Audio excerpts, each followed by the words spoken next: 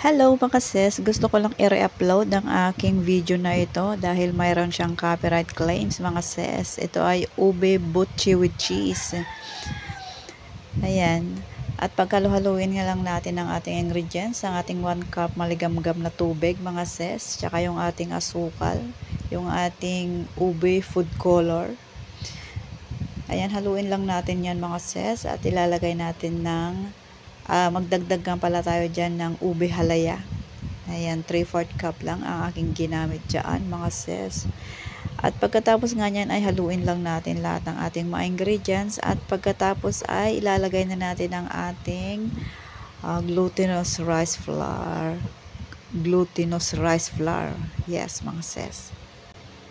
Halo-haluin lang natin ito hanggang sa makabuo tayo ng dough mga sis. Yan. Kung medyo masobrahan ang paglagay nyo ng tubig mga sis, ay dagdagan nyo lang ng glutinous rice flour. Ganyan lang ang technique nyan mga sis. At ayan, nang-iras lang natin to ng mga 15 minutes. Pagkatapos ay eto na. Magbibilog na tayo. Magpapalaman tayo ng cheese.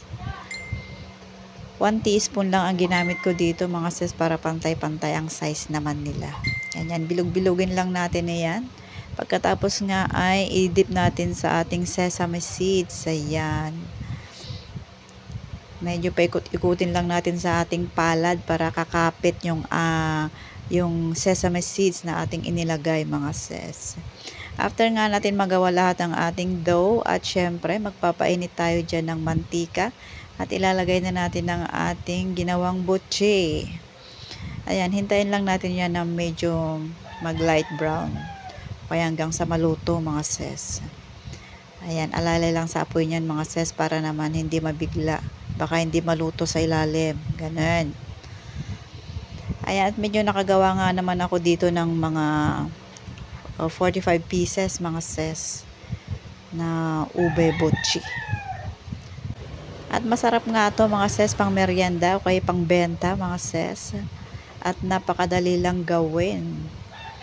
At ayan lang muna for today's video mga sis. At gagawa tayo sa susunod mga araw ang cheese butchi. Wala nang flavor na ube mga sis. O diba? Napakasimpleng proseso lang. Napakasimpleng gawin mga sis. At syempre dito na nagtatapos ang ating video mga sis. Hanggang sa susunod ulit na ating gagawing video. Maraming salamat po sa inyong lahat. Babu!